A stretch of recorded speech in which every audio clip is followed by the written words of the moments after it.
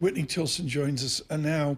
And if you just need to know one attribute of Whitney Tilson, I'm sorry, it is the most coveted MBA distinction out there. It is a Baker Scholar, which is the real deal at Harvard University years ago. Were you surprised when you were a Baker Scholar? Like, were you sitting in your dorm room staring at the ceiling and they said, Whitney, good news, you're a Baker Scholar? Is that how it works? Well, it's just based on your grades over 2 years. It's top 5% of the class, and I'd been getting mostly ones, is what they call A's there, and so it wasn't completely unexpected. But yeah, it was a real honor. The race to me is original in that, for example, with Scott Stringer, with this huge liberal, progressive Jewish support from Bella Abzug and Jacob Javits back. It seems like the fabric and character of our political system is breaking. Who do you represent in this race? Fed up New Yorkers. I got into the race because I saw a bunch of career politicians. This was back after the election in November. Including Scott, to be fair. Absolutely, 30 plus years. And I think the New York City is being poorly managed. It's headed in the wrong direction. And I didn't see any real change candidates in the race. And I saw how well this city was run and how well it did under Mike Bloomberg. Sort of funny here sitting on a Bloomberg show. In fact, and in the 11 years since he left office under two career politicians and looking at a field of more career politicians, I think New Yorkers are looking for a change agent, and I'm the only one in the race. And of course, Mike Bloomberg is the founder of Bloomberg LP and this radio apparatus here. Whitney, what's your platform? What do you want to do here? Mostly get the city's economy growing again. We are an economic powerhouse. You mentioned how important New York is to the country. It's 5% of U.S. GDP, just in the 5 boroughs of New York. And when I go to all the mayoral forums and talk with all the career politicians and debate the issues, all we're debating is how to spend the tax dollars and which city program they would fund and create more spending programs.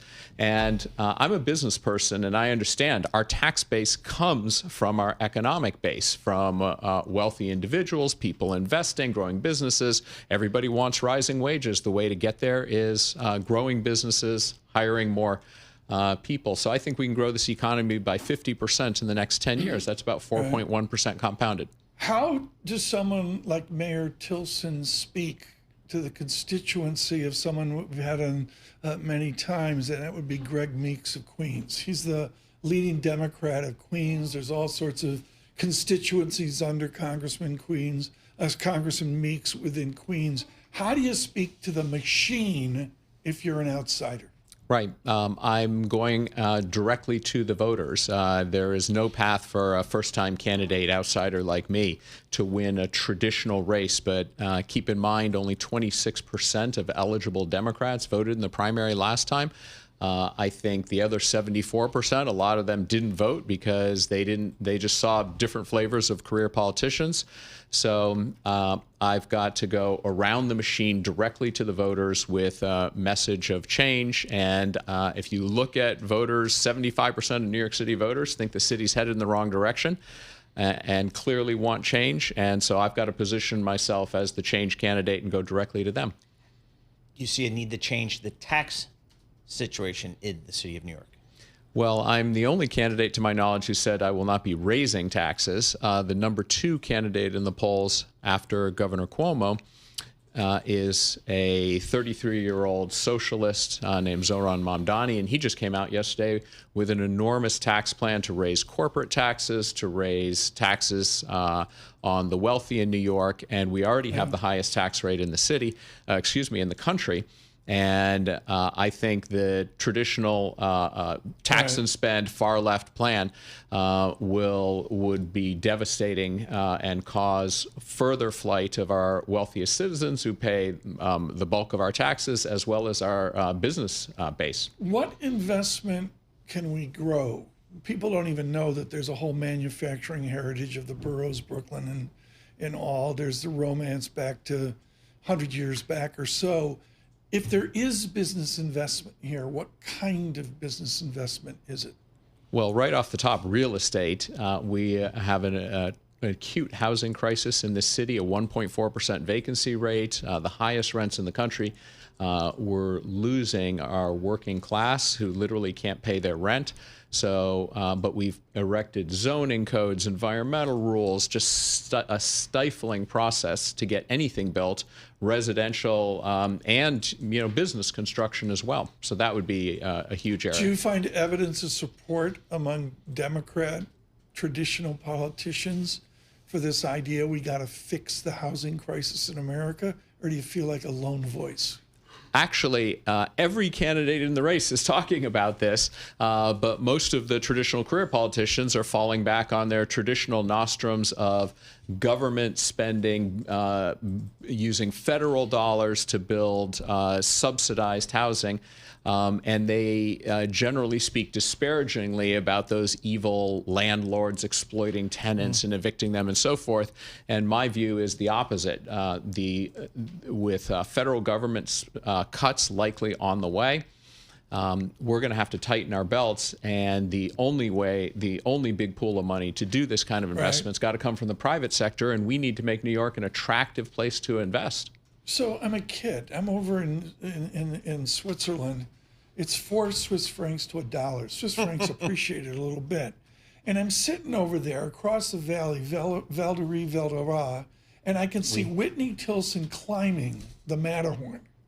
I can see him in the binoculars, just like the Disney movie that we all grew up with. What's it like, not in the Disney movie, but Whitney Tilson, what's it actually like to climb the Matterhorn? It was magnificent. I've climbed the Mont Blanc, the Matterhorn, the Eiger, and then here in the United States, really one of the iconic climbs of all time was the nose of El Capitan, which was featured in the movie Free Solo. But I did it with ropes and a guide. So if I slipped and fell, I wasn't going to die. But, it wasn't like the Disney movie. Yes. In some ways, what I'm doing here running for mayor is a 7-month extended version of some of the extreme climbing and other events I've done. What's been the biggest surprise in this effort so far? To the upside, just what an incredible city this is, and getting out into every corner, how incredibly diverse this is. Our immigrants, our communities are such a strength and an asset, and I think it's terrible that they're feeling terrorized right now. It's been hard breaking out and getting my name out there. Right. Do we need more police officers? Scott Stringer was adamant we need more police officers. Do we? Yes, he's right. Interestingly, also in the area of housing, but also in the area of police, a lot of the lefties are now tacking toward the center because New York voters are pretty upset. And they spoke in the last election. That's the big thing. Absolutely. But we're at a 34-year low in the number of police officers right now in New York City. Not surprisingly, crime's up 30+%, the major felonies since pre-pandemic. And so we need to get more officers. And thank goodness we've now got a police commissioner, Jessica Tisch, who's managing them well. Next mountain you climb, you got to take Lisa Mateo with you. All right. She can do it. Whitney Tilson, thank you so much. In the mayoral race, we'll have many other mayoral candidates in with us here in the coming weeks.